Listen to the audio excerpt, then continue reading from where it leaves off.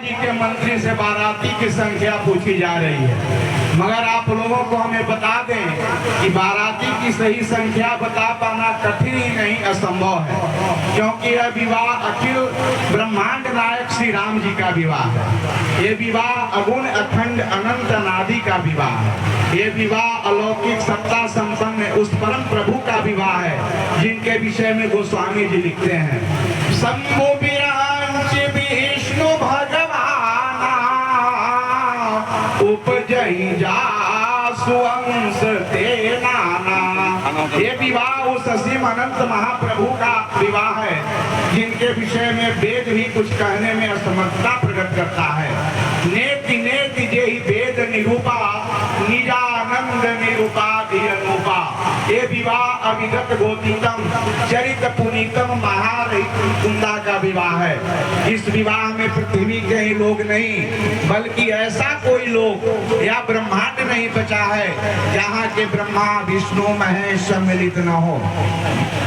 स्वर्ग लोक ब्रह्मलोक विष्णु लोक समस्त लोकों की उपस्थिति इस बाराती में है। तो स्वामी जी के शब्दों में सुनिए,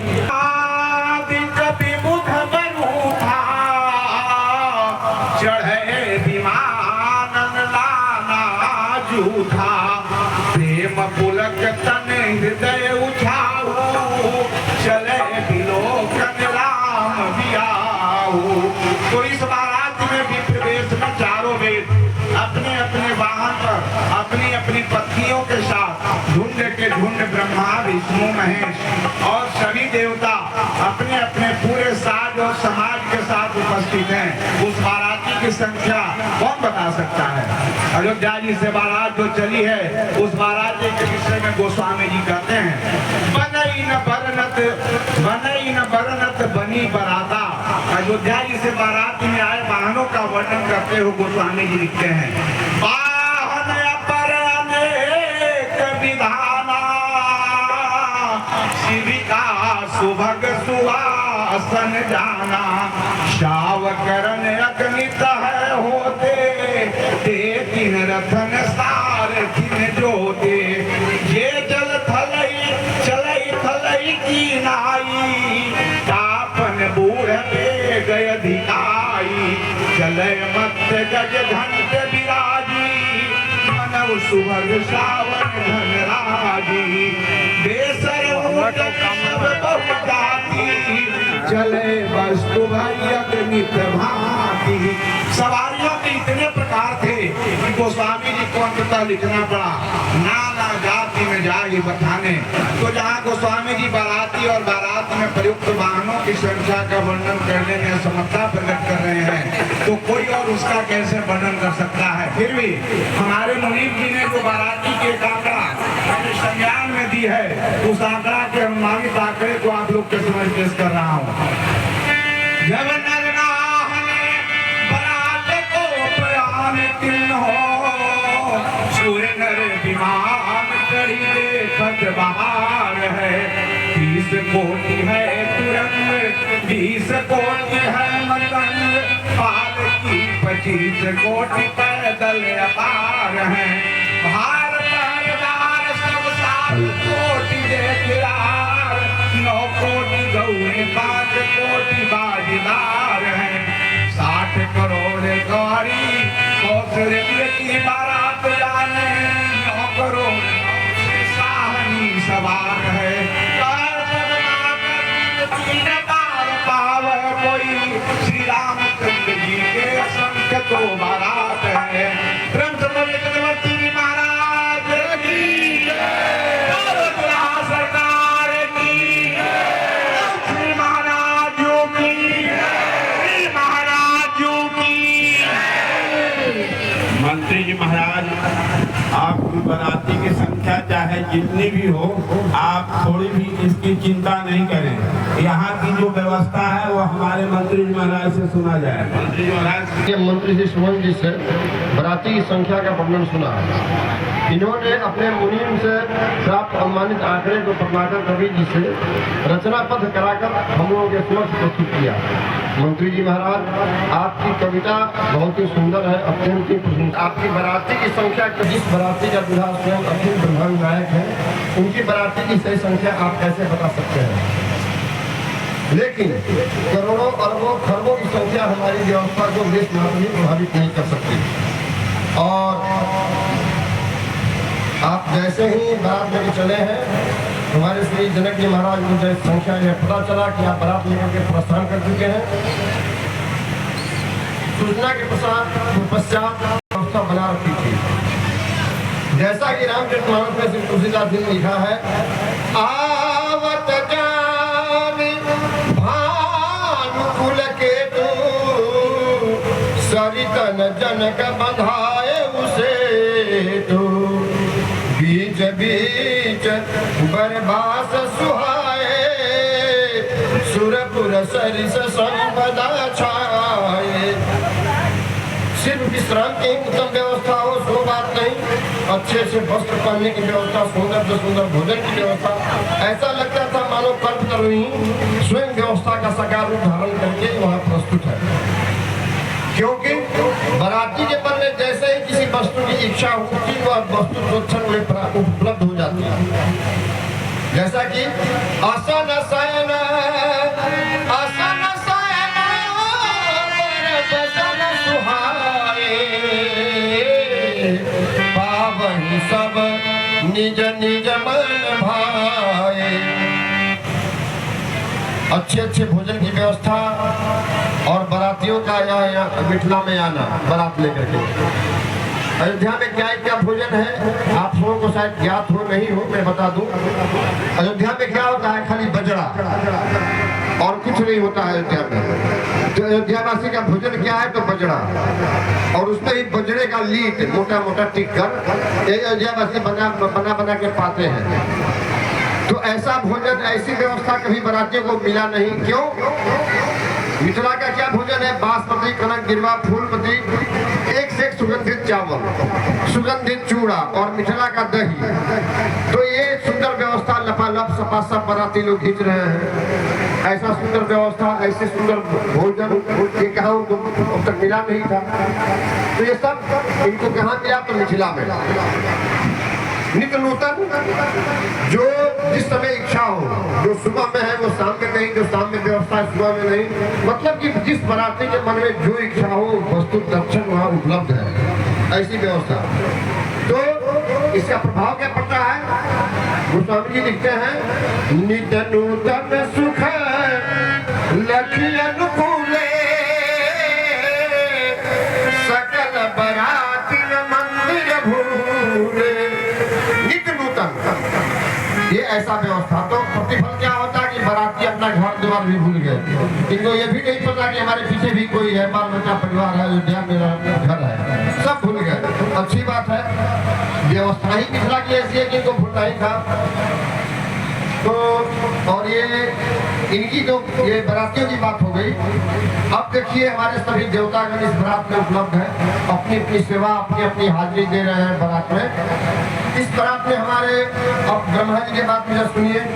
देखो हरित मनिन के पत्र फल पदुम राग के फूल रचना देख विचित्रयति मन विरंची कर भूल। ब्रह्मा जी का मन इसलिए भुला गया कि यहाँ की रचना में प्रयुक्त वस्तु एक भी उनकी बनाई हुई नहीं थी। तो विधि भयऊ आचरण विषेखी निज करनी कर कतहु न देखी। पूरे मिथिला का भ्रमण इन्होंने कर लिया ब्रह्मा जी ने, लेकिन मिथिला में कोई भी उनकी रचना नहीं मिली। रचना क्या है? तो सब अलौकिक रचना है, उनके द्वारा एक भी रचित कोई रचना मिथिला में नहीं है। तो ब्रह्मा जी के साथ साथ सभी देवताओं को श्री शंकर भगवान समझाते हैं, क्योंकि विवाह में हमारे शंकर भगवान भी हैं। तो वो कहते हैं कि वो आश्रम में डूबे हुए भूले बिसरे देवताओं, आप लोग ध्यानपूर्वक विचार कीजिए। यह विवाह किसी साधारण व्यक्ति का विवाह नहीं है। किसका विवाह है? अपने सीताराम जी का विवाह है, सिया रघुवीर का विवाह है। तो शिव समझाए देव सब जनिया चरण भुलाऊ हृदय विचारहु धीर धरी सिय रघुवीर राम। मन में उनका संकोच मत कीजिए, मन को ध्यान से रखिए और सीताराम जी का विवाह का अवलोकन कीजिए।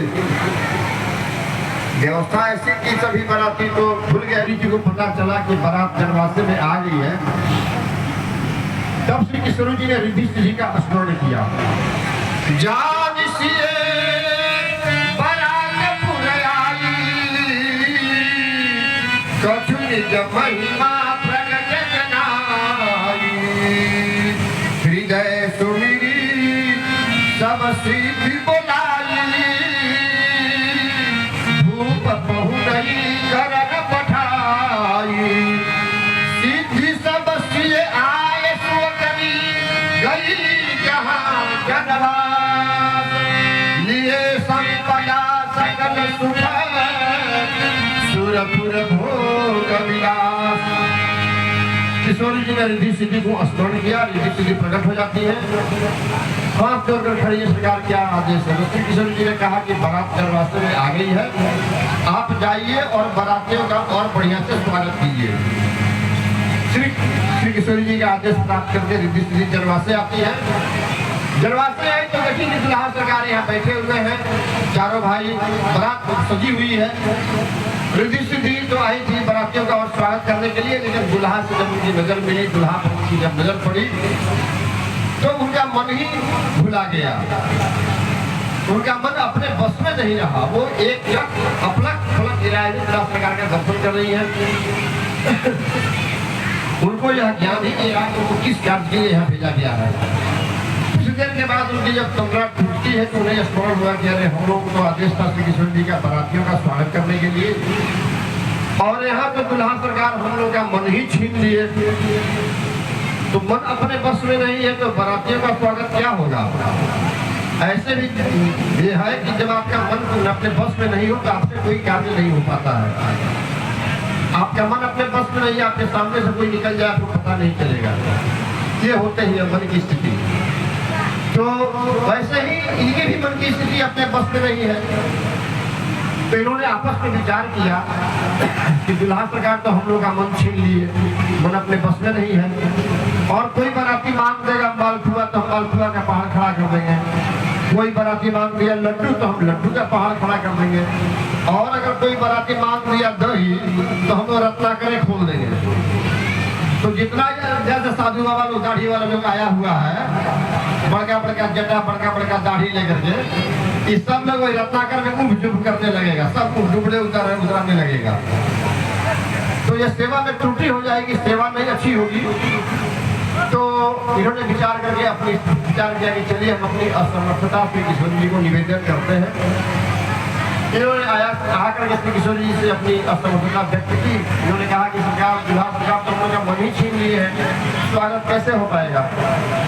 श्री किशोर जी सारी स्थिति समझ गए, वो तो अंतर्यामी है। श्री किशोर जी सारी स्थिति समझ के बोली कि जाइए आप बारातियों का दर्शन आनंद कीजिए, दुल्हा का दर्शन कीजिए, आनंद लीजिए, स्वागत सब हो जाएगा, चिंता मत कीजिए। अब व्यवस्था तो सब श्री किशोरी जी की, मगर इस वैभव के रहस्य को कोई समझ नहीं सका। लोग गुणगान श्री जनक जी का ही कर रहे थे। विवाह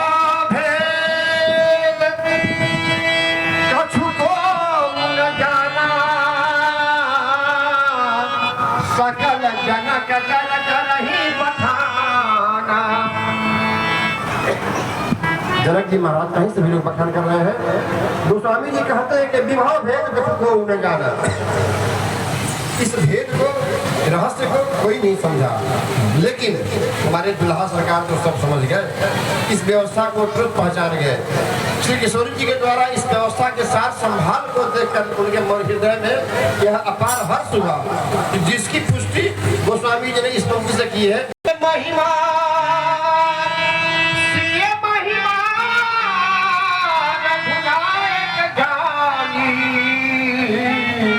हर से हृदय हेतु पहचानी। समझ गया कि श्री किशोरी जी यहाँ उपस्थित है और ये सारी व्यवस्था हमारी श्री किशोरी जी की है। तो एक बार जरा प्रेम से बोलिए श्री किशोरी जी की महाराज। आज एक सारा थोड़ा प्रेम से हो, जो ये मिथिला में दुल्हा सरकार हमारे उपस्थित है, तो थोड़ा प्रेम से जयकारा हो। बोलने की अनंत श्री महाराज जो की, श्री महाराज जो की, श्री विजय जी महाराज की। ये व्यवस्था है हमारी मंत्री जी महाराज। आज्ञा को स्पर्श करके स्वीकृति प्रदान करेंगे और जो मिथिलावासी हैं वो हाथ जोड़ करके प्रणाम कर लेंगे।